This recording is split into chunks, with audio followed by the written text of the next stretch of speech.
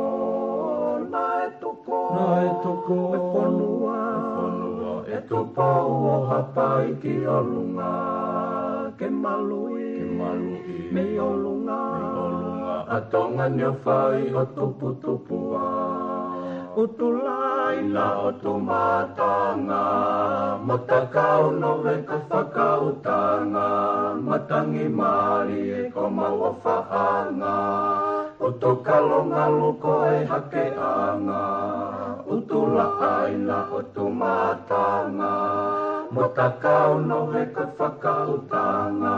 matangi mali e ko maua whaanga. O tō kalonga luko e hake anga,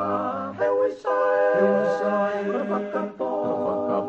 a maasi mohana fuloto. Ka neongo, ele to, na maunga ki e taipo ono. Na e tuko, e whanua, e to pau o hapai ki o lunga. Ke malui, me o lunga, a tonga nyo whai o tupu lele a moe mai ko mokotu,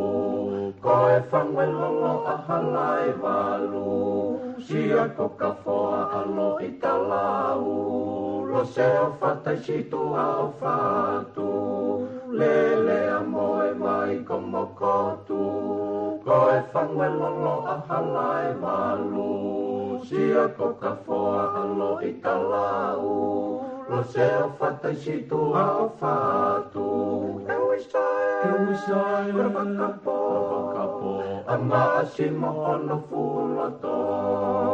ka neongo, ele to, na maunga ki e taipo ono, na e tuko, e whanua, e to pau o hapai ki o lunga, ke malui, me o lunga, a tonga nyo whai o tupu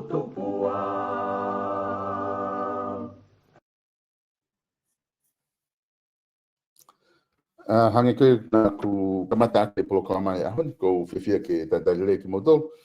ki he tau polokalama, ma ke whinga befun ke lava ke tau whihoko aki, lava ke ongo te tau polokalama ke te ki modol ki he mou i loton, ke tau kamata whatahe polokalama ka pau ke ke ongo atu, ke kata ke toki whakaongo mai pe, pe te ke tohi ihi fope, ke lava ke makai ki ai, ke whahanga au ki ai, ta ihene pehe ko loto pe ke hoko atu tau polokalama e ahon, e ngau e pe ngahi talawhatapu koe na aku moaki o atu i he kapatanga, lawa ke tau hoko atu ake tau programa whatwhano fo au ki he weekend. E tatau pe ko whiwhia ke tau lere fo ke tau Egminster i he pongpongin pau a piveni pikuala ke programa koe pongpongin. E piveni ka taku moka tatau ki i whokpeo o kamata fo au e ta programa, mea kena ke kamata talano ai ko ngā kumotu pe kamate ia, tatau ki i hoko atu pe i he programa ka ke ki unmute mai peho telefoniki ko ia kon kuongo mai pimen ke kata ke o fefe ke i he pongpongin ta ku fefe ke ai ngara wena ki kamata tala no ke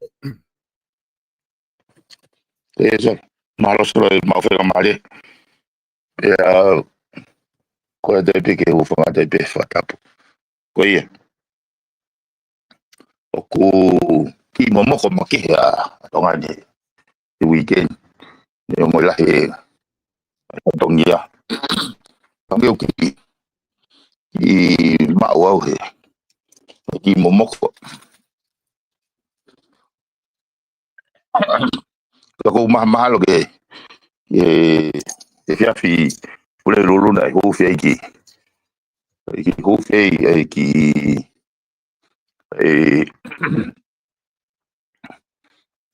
flat light ko te faiwa ko te kakato ya te wa te faiwa ke lava o hosting ai super game ko fei au ko ta ko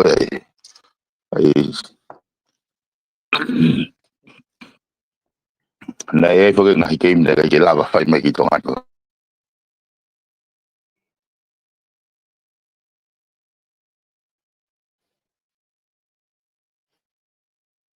ka koe langa be tonga koi na maulawa ke ko peninsula ni pena ne hanga o fina maulawa ke kana ongo e neki toka matangi me ke o maurere fu state mi ko talo ka ko mo ko ngoi hu ki mamako ka fa malo yo lo pe fa yo lo ngai fatongia ka ko tu yo ko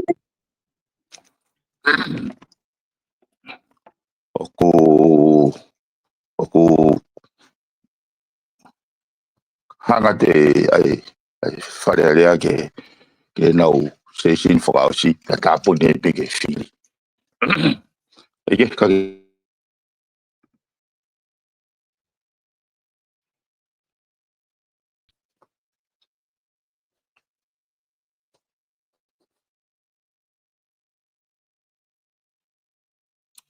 Even ke yang atu be. yo mai vi Koi. Io, malo bito koe, ke whiwhi ke taki, ka mata pe mua he, i he isi koe ni, na e whai kia ai tālanga koe, a pe koe, press conference koe na mo whahau koe ko osi. Ko tui mahalo koe, ki mawu update te tu unga koe kui ai, na ku, ko ngā whoke tu unga na e ai koe ai homo press conference, ko ngai whawhiu i nei whahau koe taimi koe ia. Hangi ke te au i ka kano ko ia o ngai whihu i nei o atu na e me nofo ia au ku ue whamtala whalala anga ngata pe ATSA ia i he aho tolu noa ai koe aho lako siulai he ka kenau te ngāwe ki nā tolu mahina pe whokia ke tingi mau tolu ka pau he kai ke whai he ATSA nau CVC he kai ke lava e baka puna tō mai ki whakakato ngā he mea whakalao koe ame ngā fia mau whakasivile i he whepuna aki. Tā koe whakau kau ia, nā ku wholao mai au he a moni te a tolu noa ia. O tō mai matolu ki tongani, koe ngā nā whai ku koe ki lava te wholao aki ka mau e fia i no sila he tūnga pena e te sa. Ka koe hae tūnga he kou wakai honi, aho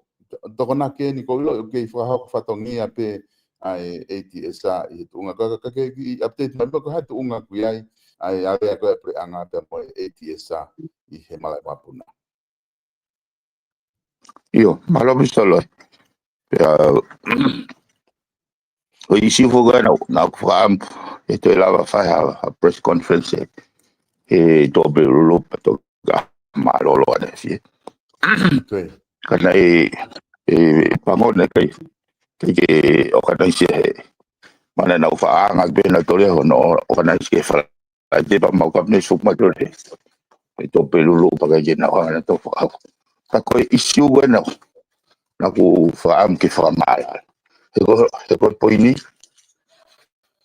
ko excitated because ilisia na e o mai mo ka fa ngo o ko me ya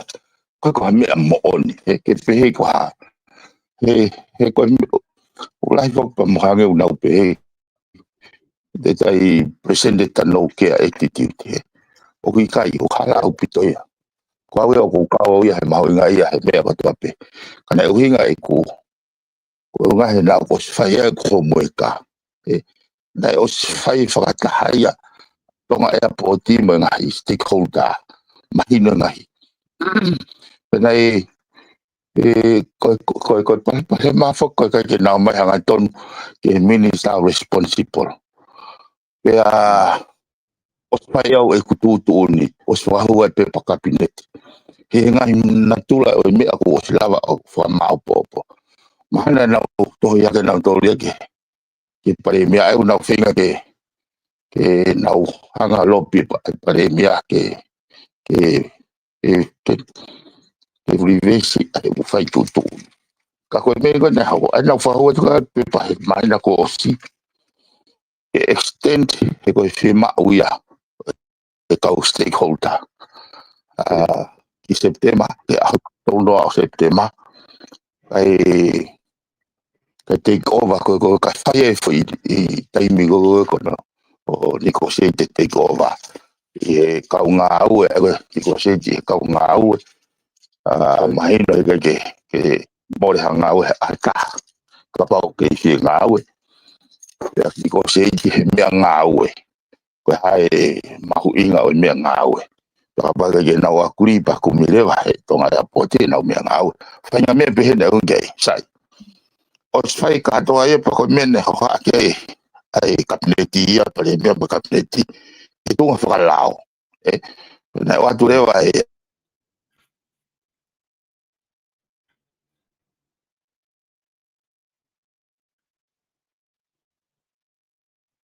ka ore wa ke o mai fare ko ne mai po fare pa te ri submit tu le e imagino ko e current contract ki o se ato no asune pe atari ko ya ihe uhinga ko ya ke hoko atu ke ao kai fai foi transition kai ke hata hai te hanga tara mai hei ke mauto e punatu ai ko ngai foi duplicated kau pehe pe tato te ula pehe ko takihara ko whamoe veo he kono inga ko kwanga ni whakau so ko e anu sila e a Fiji mo kwandasi na tolu na umai ai ngofua ko ke fola mai ke ni o ko nga commercial ta una loto ke au e na service e uina whaka commercial ai ko na mai o politiki ke nau tutu ni mai ko hai o ton ke age ke ne fai ground handling ko issue ya go lo to ke fatala tara ko ye nau play politiki nau tol na mai be nau tol o ko penga technical requirement me ko ya ko ka ko pe ko me ke te wa ta fa hino o be to wa ka ke o ko ke il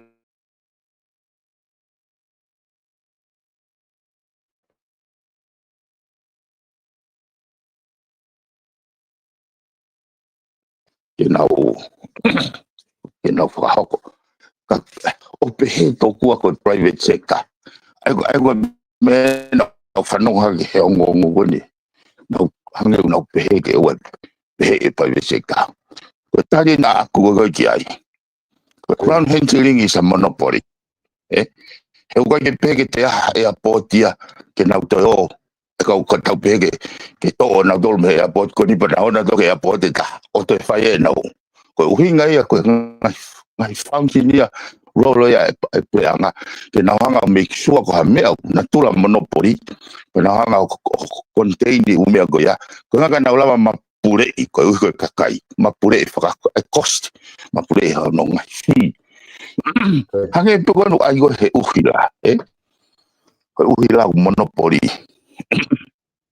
ko no inga he ku po pehe tokua he ke vai a poro ke hanga i kau taha uhila e ua pe tolu pe wha ka ui ko ne taha pe kau taha uhila ka te kowa rewa he pure anga ngai whanusili kua ke o mai inpwese ai whanua mua ko urakia ko ua ko ground handling ko foi matapa whakaosia o tau pota security solo ka pana hanga whatoanga ko osi pe koe osi pe koe press conference he wike ko ia ko e tuange mai he kau polisi anu sila no poke ai foi toko hiwa tokua kau ground handler anu sila o kai ko winga kia solo o kai ko winga kia pehe kau ground handler ko e tongani ko winga une hanga expose mai ko e tuai ko matapai o fai e tila trucks na poke fe ngombe wa fa miliona pehe pena ke lau hifo ai news ko ha takau ko me ko solo ko tranoe invisible hand o hanga ngai me ho tau a kakai o le provide ngai tot ke tau lava pakakau ko mana tu solo ko tau figo ai fuel talk stop ai afe mai vakapuna tokua faki vaka e empresso ni ke tokua o mai o utu ko e emergency ko hato fai nga unga ke heang ko e hui ke tatau pe tua ke mai ka polisi ko ga kuntilani e na upuke ai vakapuna na afe ko utu uhinga solo ko nau whakanatula ia o ngahi i whakao whatongia ko ia o ku malawa ke hoko ai umea koe e malawa be ke hoko tongani ka kai unga wai ke tau hanga noa tau toki ai ai ki au lewa i whakaukau ko ia O kai ko makatuunga ia o mai o pe mai ko private sector. Ko tali na aku ke pe ko tau ni wanoa. Anu whakalele whaka private. Ko tali ko aku jai tau e wanoa e nau kai haa me whanua. Kai haa me ane totonu ki kakai e whanua. I malu e pure anga. Pure anga o ne o hake whafonga kakai o malunga. Ko mahino ka ue na ave he pure anga ako ia. Ka koe ngahi mindset ia o i kakao mai o uku ene whonu. Hau si o wai whainga maari e he. Mao e silin lahi ai. Hanga ia ave ia ke ngai kauta. O kai koha ko excuse ia. Ia kono mo ni o sarangi peo ia. As long o kumo hanga o mai sapongi ako ni kao. I te hai fulfulete ne hanga o bives. Toki o mai moha mea uhinga lelei. Uhinga lelei bete ne hanga o override te whai tutoni kani. Mea kaka aike o mai whailifia, mea kaka aike o mai bribe, mea kaka mai o freight. Whamore atu. Whaoka ato heka baveve o whengai atu ki tapuia. Ko e so. Ke tu foki he hange na ke pehe ke ta wene wanga full ko rifia foki ke ATS e na foi fatongia ko ia a hoko e fatongia ni imagino que te e famatala ku ke fai na ku lau he ngo I he ngo ka no sila na ku fakau foki ko fe tu ko hange foko ke ni ko kau kastomu ko na tolu o ku don ke bakai o fai no sila na tolo ha ko mea na sibi pe lava ke na to ai trucks o fa huka pa fa tila trucks ai ke ngula ko ngo ko minus la ke tala no ki ai o malava pe ia ke kau ground handling ye na handlers na fai nga we ko ia malava puna ha fa hinga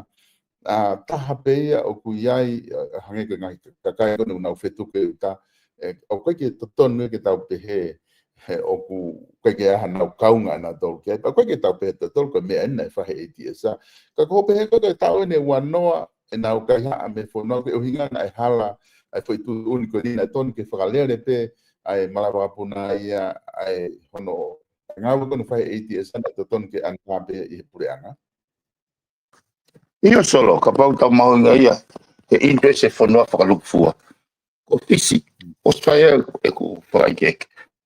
Ofisi is a state-owned enterprise. O whalele pe pure anga. Ko runga ke naulawa whalele whala business pe ko runga ka naulawa mapureki a menteiti. E kai ke oange ota security in private sector interest. Mana tu ko private sector is all profit oriented.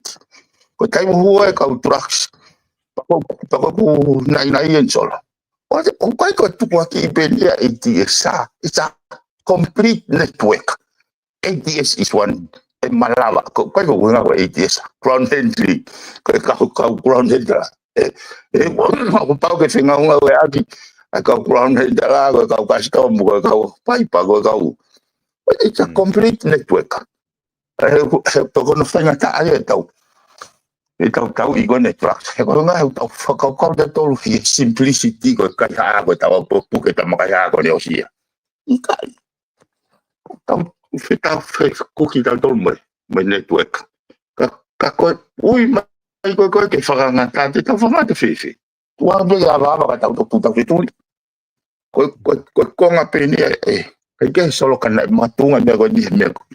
kono o mai e ko attention ni he mea ko ni ke taingo na kore mai ai to mai wakapuna kwa matal farere ni pe o ke kuki pe ke to mai wakapuna ko nga o kuia emergency case e afsapate ai behene emergency ko fehui mate maki ga paute tautari ke monite ka pau pe mai kai ka sai be ka to ga le monite ko ke emergency case ia ai ko emergency case ko fatongia ke faireva kai fai ngama fai ngata maki ka ke fanongo mai solo ko yo me ko na e to ke aplifi na to ke ka baka pun na no mo la pina wa to brelo te ke lau na puke ko emergency e whakamakatunga e hakore ke tō mai sāpate aia koe ngai tai mensinia ko te ke lava e te sātai mai a koe mea na ni hanga spark ka koe uhinga pe e whaatanoa ke hini misi pola hen o ku takaki a ki pe tau whaitu tōni a ki kasa o tau tui koe mama ia ke ni hanga whahinohino hange koe ni kore mai ke afe mai o utu koe ngā kai panau tau se au ai ke aha whanongo i taha nai maha waka he hala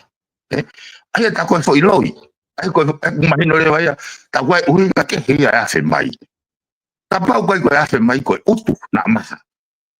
ta koe wai pe ai feitu ia ke na o utu ai ka pau nei te aha afe o utu ai koe ngai mea te ke rawa tali he koe mau koe he tau koe kua osi to o ua tolu ai afe mai waka koe utu to ua tolu ua tolu koi ai koe kuhanga koe ta ofe foi waka koe asi mai lewa ai ongongo mei Brisbane na e puke he kau polisi e waka koe afe ange koe hau mi Papua New Guinea ke utu Kone afe ange koe ke utu puke e ula he mao e mo traksi ai ai a koe o kai ko ui ange toko ula venai o kui kai ke tuku haki o whai pehe kau nehanga tara mai koe matapā vai e ke tau ke tuanga ke hoko atu kai ke o mahino o pito peka te au e ngahi lopi mai mea hone he ko sirini lahi o kua manaki ke more me ke nautoro koe mea koe ke kau ngā ue solo koe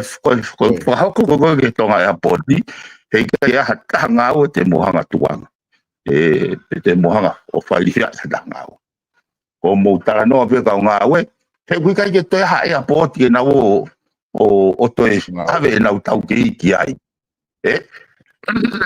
Tau kwa ke toton ke nau pakapolitikare nau tolu koe be nia koe angi nia ke whakangata koe kuhinga e tata apune a pota he ka pau he ka ke tau tata apune solo koe hali ko si hanga pe he ngahi event o nau o natura o whakahoko mai ka tau tolu iyo o kumata vai ai afe mai o utu ai nea wasi mai Brisbane iyo o kumata vai ai kau ground handler la he aina wasi mai minusi ko ka ko hinga tabunia ko ke shop ma ko tabunia ko mata vai ko hinga e whakakau ke malo e fonwani malo e tau whanau malo e ka hau pau ke tau whaihamia ke ai e ka i tau nofo peo o hake peo a manaki e toki hau hataha malo i tau tolu i kai ko i peo hange ia ko tāna wani e mahu inga ia au he langa koe no ngahi koe flat light ake tau wivi ake tau silini paku wivi lahi pe kakaia ko ki awe mga sio wivi lahi pe kakaia sio ki sio koe na aku o tonga ta fitu me taimina aku huai koe ki fe au he kawai tolo ta whaka pa tonga ta fitu ori ta miliona koe toi konseda atere toi ta whaka pēto ka tau whito rie ta miliona pēna aku ngāwe ake au ia aku mahu inga ia he whainga fie tangata ko ia tau pehe anga whakau ki tau pehe kakaitonga ilo e kongo i maa koe pehe mai he High Commissioner Australia ko tonga koe whika ua ia ai whakawhalala ki paanga tokoni whika ua ki tūwale Soko tau hiki pe me super power pasiki o pure foi. Ai ko winga ko kau pe kas. Tau hiki pe ai kiau. Soko tai mo hawe ko to ta fitu ke ai no kimia ko ai kimia ko ta ikai. Mo pe palu, mo pe konseti. Ai tuanga ke tanak, neongo ni sisi. O kai mo tana ke ola i te tau lava whaia ka ngau e aunga pa tolonga pa tulo koe whakakau koe kusio os taimi ke tau whaitu tuni ke tau take ownership e tau destination ya ki au e solo o si ui mai me hau e whanua. E pure i lere e tuku hau, pea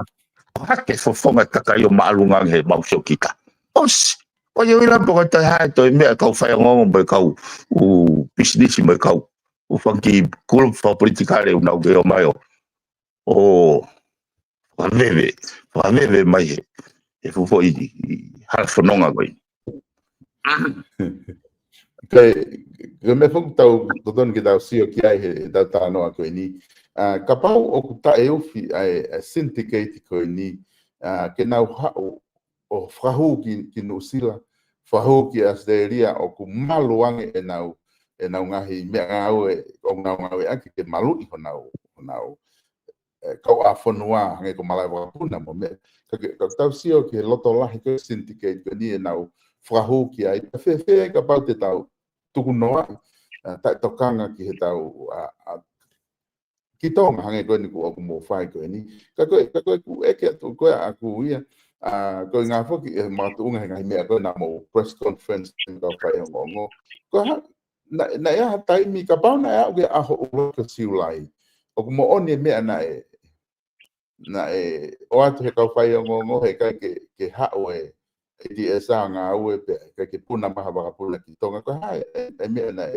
na ke whakaukau te e me iau ki ai tuna ko ia e tau te whalau a ki ka pau na e mo oni mea na au whakau. Koe whaere a koe ka pau.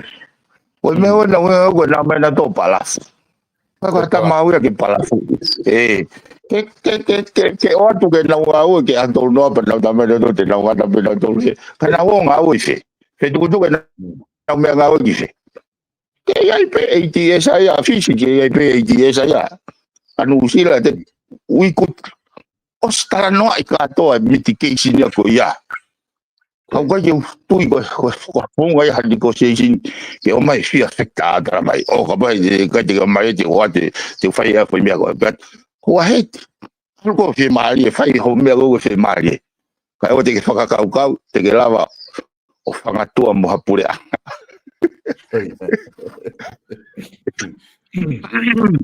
Ai ko ne tu ko ni ko ai ko me o fata mai ke te ko wi ia solo ko fai nga ana ama be programa moto ko programa ke te ko pa le pe le programa ko do ai digo te tai vidi ke te le a pita ki programa ko na ai ko ne tu ko ni ko sign ni ADS ko nga ko na ko ha ko ma o sim be ko na o si Famoni whakaloloa koe ni ki September mahina toru, pe o kunau ngau e ki pe koe, ni kunau pe heku. O whewhe nau henga, koe nau hoge nau hae nau mea koe tukuanga mea koe nei malai wapu. O si no molo e operation ni e mihen ki September kai whai ai transition ni. O ia. Koe. Kange ko glau, miheni ki September. Kono niko seitia e Koe hai mea o pei whia mau. He pena walu e mana tō mana ngā o tōta. Koe tu uni koe ke whetongi, ke whakawhaki mai e sa subsidiary. Koe te tonga airporti. Koe pōpea out, it's the most appropriate decisions. Koe mea e ke whai. Pa pau, o ku uhinga ka tau tolu, ke whakangata, hono hu mai. A wheto kona tapu. Hone o sia. Koe. Mahina pe foki au ke taha pe matapa ho mai ai. Ka taha ai matapa ai ni mo ngau ke malai wapuna. O koe me matapa ai wa. O koe pe me matapa ai I he o se ni ko o se ne kula. O si o fa posi he kakai. Koe foki anga ke ta fa mamalo ke puke he ka polisi. E solo. Koe me ngau taulava mapurei, koe me tau ngau e ai. Ke taulava o kuia koe elimination process. Elimination process e context e troubleshooting. Koe mea koko taulama mapurei, koe mea te tau ai. Koe mea koko ke taulama mapurei, koe tauhanga koe sio koe poinien. Koe tau asua i o tau atamai ma tau whakapau malue. Kau kei asset trucks. Koe tai mea tau kamata toi o sio ke wheitu koe ke taulama mapurei. Ka koe mea koko taulama mapurei, koe mea toton ke taulaki ngau e ai. Ko ni mai e mamai o tuagane tataki whakaukau, ko poinia. he ka ye pehe ya ko nga ku fala he mata papa tau mo he po po ha be do ba ui mai ai ai how ya for no ke fa ngata ga fa be fa ui nga ya fa be o i kai ko me ke ye la ba ngata e ko no nga be mo ai ko ki au o kula he fa tonga mindset motua ko pau ke tau sifi da doria me business as usual foi para time go ya sifi da doria ki he result oriented pau ko te tau alda dor mama o me anga maheni e ko whanonga ni ko he anga maheni ka wata mea ke whaita mai ko mea pe he ia he ka ke lava e ko bet alo kumi mai uhinga e lava ai ono ai o te alo moko kumai uhinga ke lava e o ai ko no fo pe he anga maheni comfort zone whakapiko ta mo ta hau ko ni fon that's exactly ko monster ia ki au he usio o whemau ke wita auti uloaki ke ko manatu I foki o ke pe isiwe ko ni ka ko manatu nai taimi na tu uni e por anga aho ko ia ke pe tu mai ka nga we ko ia ai lulutai ai no ai ka nga we ko na nga we ko ka te vita paru na ha ka toa o le mai ke lulutai uhinga ai por anga ko anga e na usio he taimi ko ia pe ku tonu pe hala ka ko pena na fai he taimi ko ia ana ka ko fatonga ina fai ha fu lopi pe fe e ka fai ngo taimi ko ia o tange ko ha mo pe ia te vita palu ko private sector ni ko nga ko ia ko ha mo ko fe ia he ni ko ke malo ko no lopi ko e me ko ni e sa wai o lopi pe ia me ko ni teria ko ia ke more hanga we hata ko spalomes a ko o ke fai tu ko ni te por anga ki kau ngau ATS he ke mone ha o ngau o ha ke pe o fa malu I pore anga I he ti ela ka ke ha ta ha pe e wesia no family ta kai ko nga he ku ka wai o ku fai e lopi malo ko ni I foi case ko ni ATS ko nga he ko network kaya ko fu network kaya ko me pango hange ko me ko na ga to go he pore anga ai license go AOC go I will tonga na fire he self interest na fire he no self interest ko fa fongo ba tanima mo fa fongo ba down da ko ya na ku na to le na interest ka fa no me ko ni ka wat pe ku hinga le ga ko tai mo na lockdown ya yo ai covid ai pota no le va e a Fiji I he retirement fund go a Fiji ka malu he pulang na ko le be ke current to ai pulang ka na no na to le fang au valu 5 million solo ilo foi taimi go lockdown na hore va foto tu le va na un hai palani le taimi go na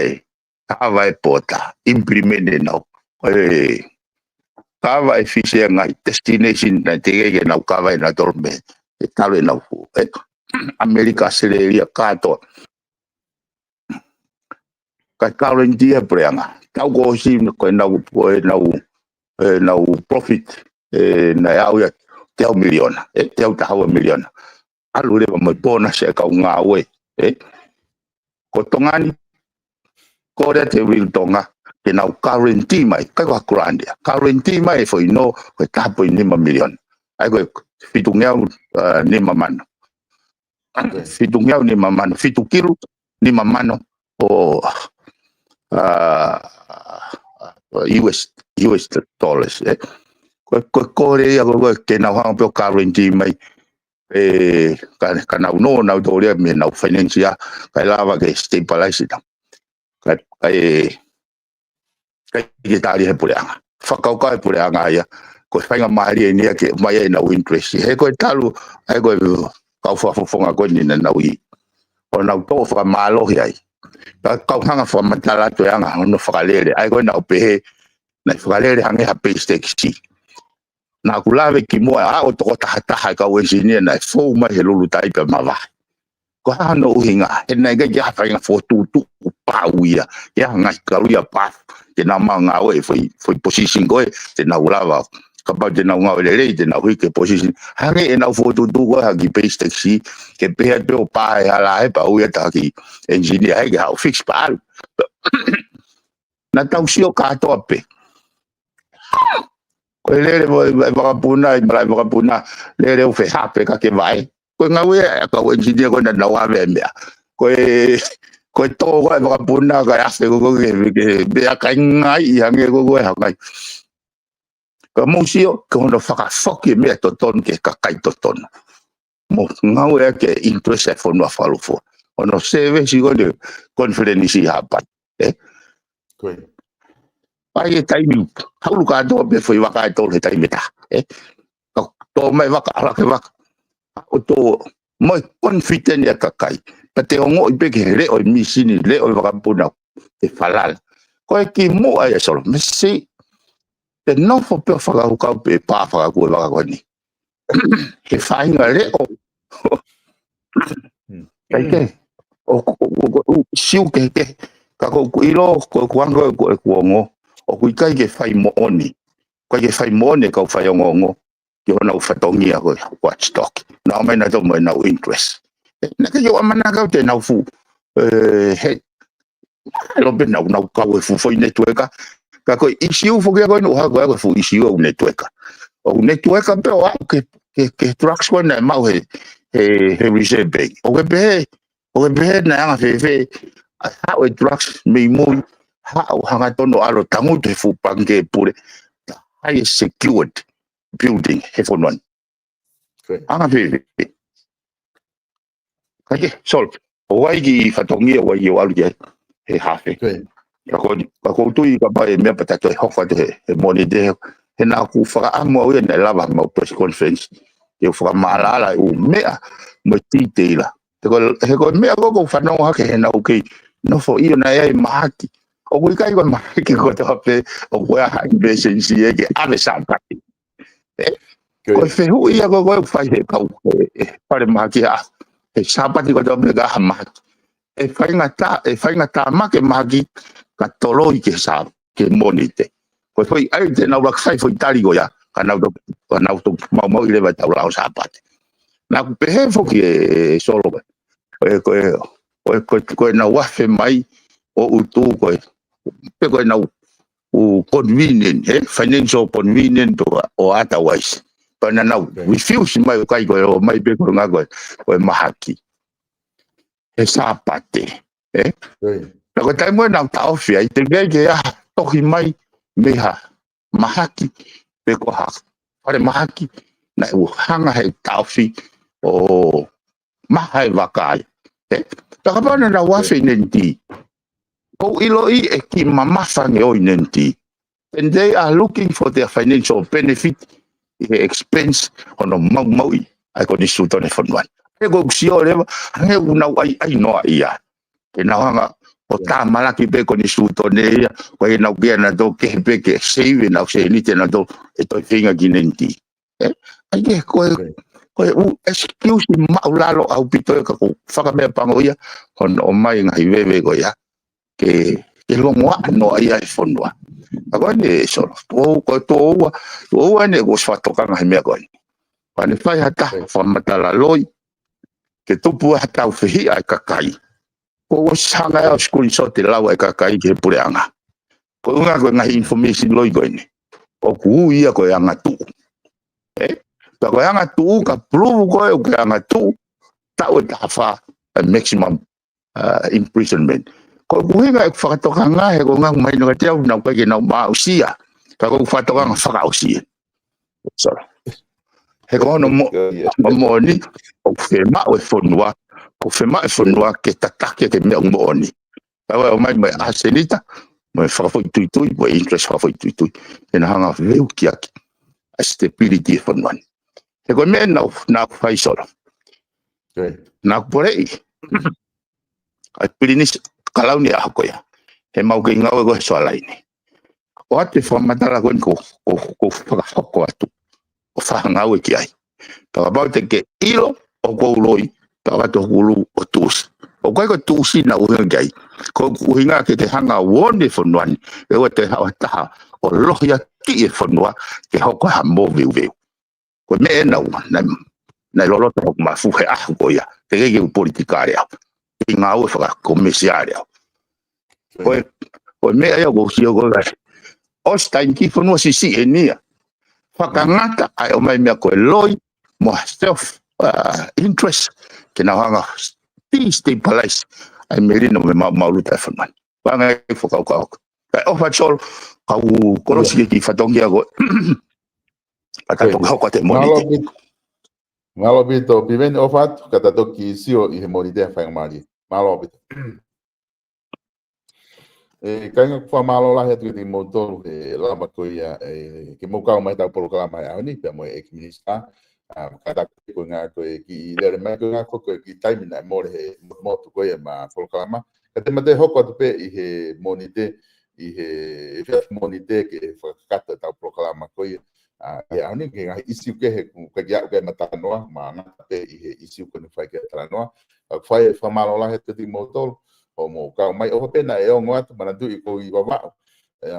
I he weekend ka ha ko internet ko ke fu maro hi hange ko internet ko o wa ma hen no nga aki ka ko pe o kula ba o ngatu ai fatala na pe me ek lista ke ti motor pa malo atu ke ta ko sponsor yo no ke sponsor ko ta nga proclama ta de fito ki South Pacific Loans tu pouca motor ai ka nga ko South Pacific Loans o ko ai fa malo la het de motor yo mo hanga ko o que sponsor eta programa que lava o que hoko atu eta programa mana tu foki hanga ko ia na ku fa ko atu ko de programa ko ai fango sai ne o ku ma fa ka ke fa hoko programa ko ni time fitu e fa pure lulu ai wiki ka u kapate ke fa mari porque me mai que programa ko ia de ma fenga pe ko habe programa de ma lava fa ka atu o kapau e sai internet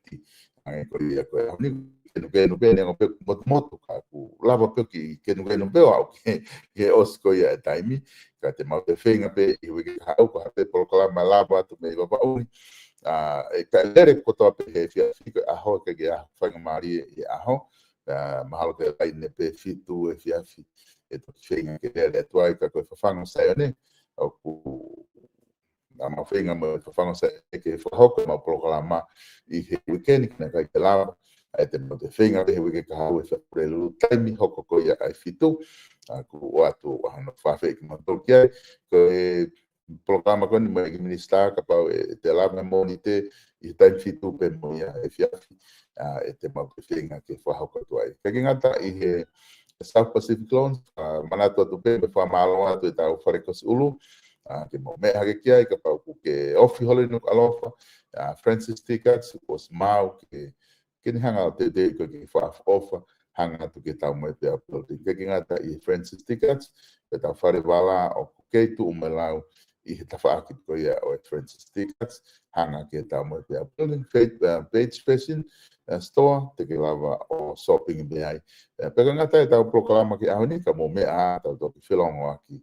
I he wiki ka hau